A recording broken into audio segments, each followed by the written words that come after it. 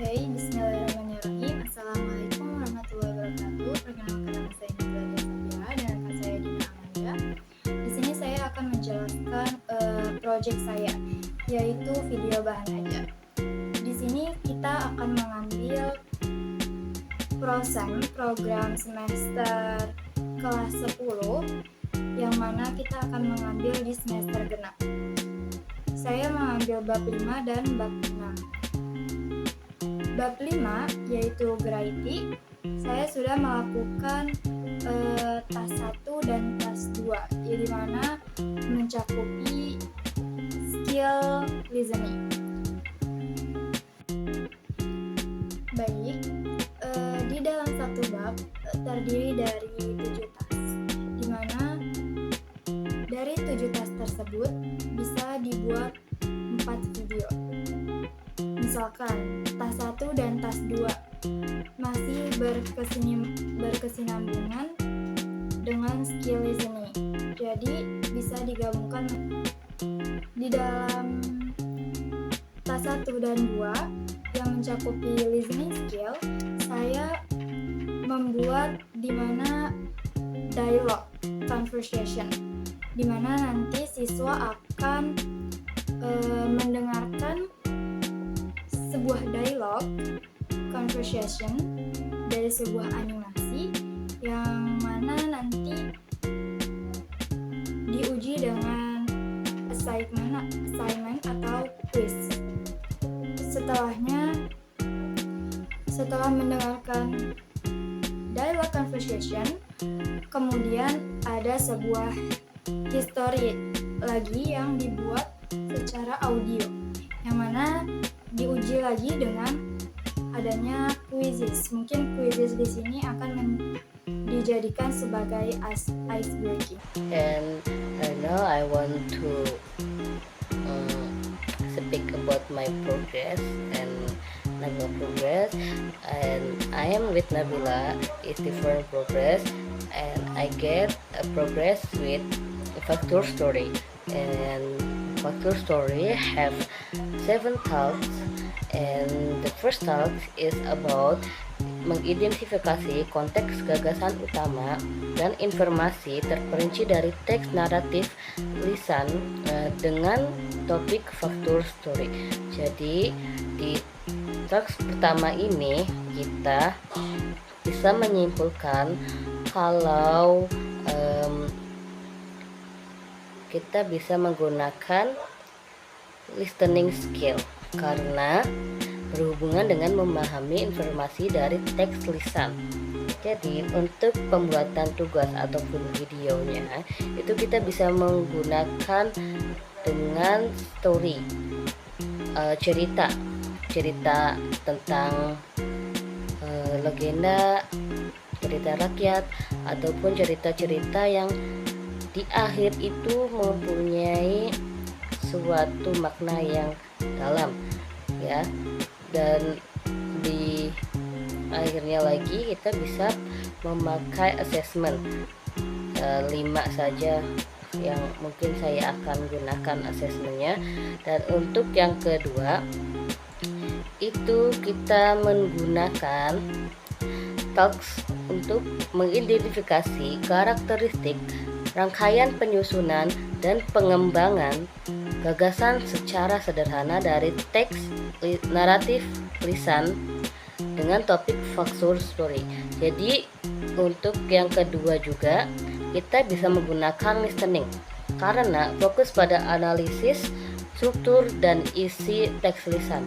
Jadi nanti mungkin saya akan menggabungkan 2 tasks ini karena masih dalam satu skill, yaitu skillnya itu reading skill. Dan untuk yang ketiga itu adalah mengidentifikasi makna tersurat dan dari teks naratif factors stories dalam bentuk multimodal. Jadi untuk talks yang ketiga ini adalah bisa masuk ke reading skill karena terkait dengan memahami teks tertulis termasuk elemen visual atau multimodal. Jadi mungkin saya akan menggunakan teks supaya siswa bisa membaca dengan jelas dan gampang ya. Dan di akhir seperti biasa saya akan membuat assessment. Dan untuk yang keempat itu adalah, dengan menguraikan gagasan dan pendapat disertai dengan alasan sederhana terhadap teks naratif faktur story. Jadi di sini kita bisa menyimpulkan kalau teks keempat itu menggunakan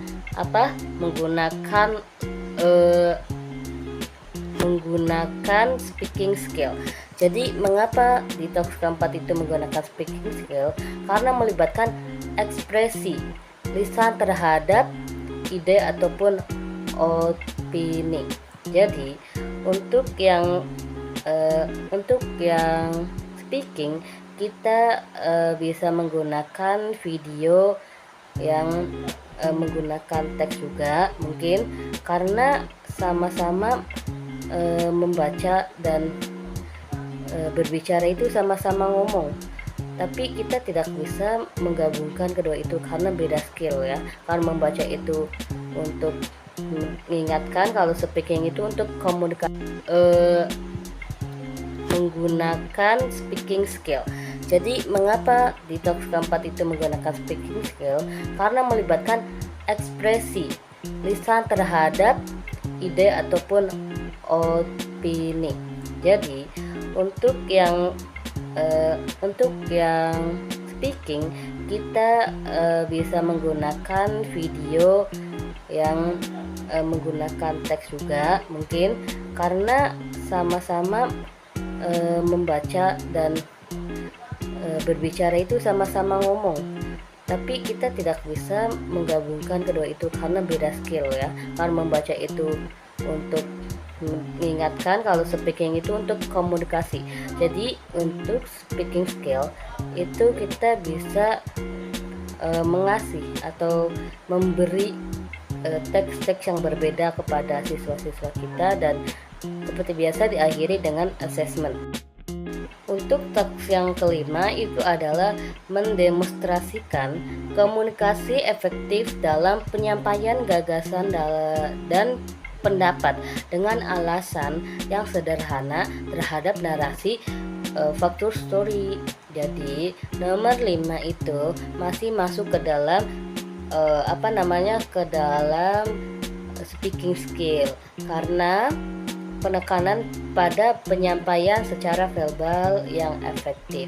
Jadi yang nomor 5 itu mungkin akan saya gabung kepada teks yang keempat karena sama-sama speaking skill. Dan untuk yang nomor 6 itu adalah merancang teks naratif faktur story multimodal dengan memperhatikan konteks dan tujuan penulisan. Dan untuk teks nomor 6 adalah menggunakan writing skill karena melibatkan penyusunan teks pada kreativitas dan struktur tertentu. Jadi mungkin saya akan membuat video tentang writing skill itu, mungkin bagaimana menulis dan menulis dengan benar, jelas dan teliti. Mungkin karena masih banyak anak-anak yang kadang masih bingung bagaimana menulis dalam bahasa Inggris. Jadi di situ saya mungkin akan membuat video yang sekiranya bisa dimengerti dengan anak-anak, gampang dimengerti maksudnya, dan diakhiri dengan assessment juga. Dan yang terakhir itu teks yang ketujuh, memproduksi teks naratif faktur story sederhana dalam bentuk multimodal. Jadi yang ketujuh itu masih masuk ke dalam writing skill karena terkait dengan proses pengeditan dan penyempurnaan teks. Jadi mungkin yang nomor 6 sama nomor 7 saya akan gabung juga, sama seperti nomor 1 dan 2, 4 dan 5. Jadi mungkin yang reading itu bakal dia sendiri karena nggak ada yang sama. Dan Mungkin itu aja progres dari saya dan Nabila. Billahi taufiq walhidayah. Wassalamualaikum warahmatullahi wabarakatuh.